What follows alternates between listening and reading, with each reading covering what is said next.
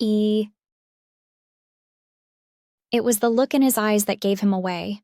My husband, the man I thought I knew better than anyone, had changed. And I knew, in that split second, that he knew. But let me start at the beginning, where the cracks in my seemingly perfect life first began to show. My name is Victoria, and for years I lived what most people would call a dream life. A stunning house, lavish vacations, expensive jewelry, and a husband, Ethan, who worshipped the ground I walked on. But perfection is a delicate illusion, isn't it? Beneath the glossy surface, there was a loneliness I couldn't shake. An emptiness Ethan's love couldn't fill. Ethan was a provider, a protector, a man driven by his work. His job demanded long hours and endless business trips, leaving me alone in a sprawling house that began to feel more like a prison than a home. I tried to distract myself, charity events, yoga classes, even redecorating the guest house. But the more I tried to fill the void, the deeper it grew.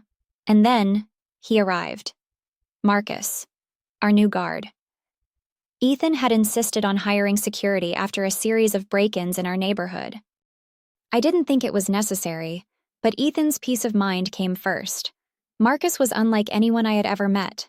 Tall, broad-shouldered, with a quiet confidence that drew me in immediately. His presence was magnetic, almost intoxicating. He wasn't just a guard. He was a man who carried himself with an air of mystery that made it impossible to look away. At first, our interactions were professional, almost cold. He addressed me as ma'am, his tone always respectful. But there was something in the way his eyes lingered just a second too long. The way his voice softened when he spoke to me, that sent shivers down my spine. It was dangerous, forbidden, and I couldn't help but be drawn to it. The first time we were alone for more than a passing moment, I was coming back from a late-night gala. Ethan was out of town, again, and Marcus was waiting by the front door. The house felt cold and empty as I walked inside, but Marcus lingered, his eyes following me as I slipped off my heels. "Long night?" he asked, his voice low and gravelly. I paused, glancing over my shoulder.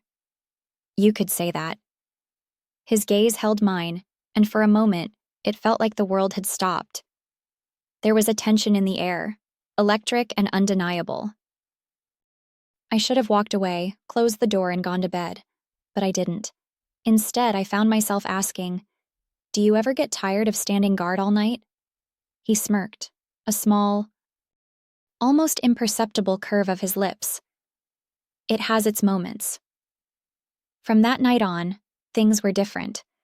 The boundaries between us began to blur. Casual conversations turned into lingering exchanges. I started finding excuses to be near him, bringing him coffee, asking about his life, anything to keep him close. And he responded in kind.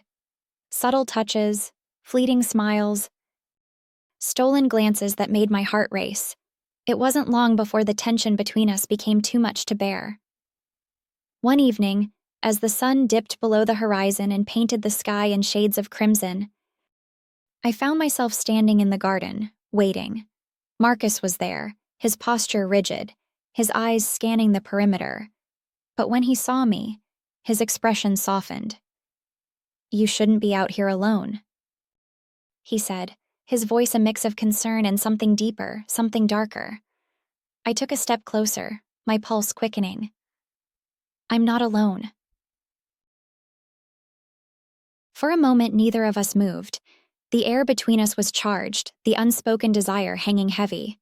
And then, as if drawn together by some invisible force, we closed the distance.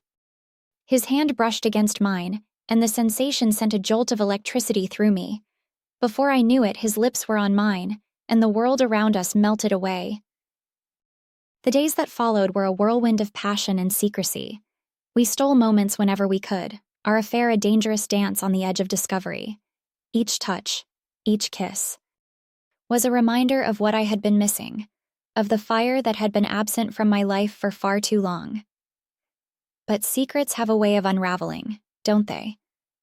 And ours was no exception. It started with small things. Ethan began to notice the change in me, the way I'd linger in the garden, the way I'd light up whenever Marcus was near. He asked questions, probing but careful, his suspicions growing with each passing day. And then, one evening, everything came crashing down. I had thought we were careful, that we had covered our tracks. But Ethan wasn't a fool. He had installed cameras around the property months ago, a precaution he hadn't bothered to mention. And when he confronted me with the footage, the evidence of my betrayal was undeniable. "How could you?" he demanded, his voice shaking with a mix of anger and heartbreak. "How could you do this to us?" I tried to explain, to justify my actions, but the words felt hollow even as I spoke them. The truth was, there was no justification, no excuse for what I had done. I had betrayed the man who had given me everything. And the weight of that realization was crushing. Ethan's face was a mask of pain and fury as he turned to Marcus. "You were supposed to protect her, to protect this family. And this is how you repay me?" Marcus stood there, his expression unreadable, his silence deafening. For the first time since our affair began, I saw the cracks in his armor. The vulnerability he tried so hard to hide. The fallout was swift and brutal. Ethan fired Marcus on the spot, his rage barely contained. And as Marcus walked away, the reality of what I had done hit me like a tidal wave. I had destroyed everything, my marriage, my life, and the trust of the man who had loved me unconditionally. Now, as I sit here alone in the house that once felt like a dream, I'm haunted by the choices I've made, the passion, the thrill. The fire I found with Marcus, it all came at a cost I wasn't prepared to pay. And though I can't change the past, I'm left to wonder, was it worth it? Or was it simply a fleeting illusion? A desperate attempt to fill the void that still lingers, deeper than ever before?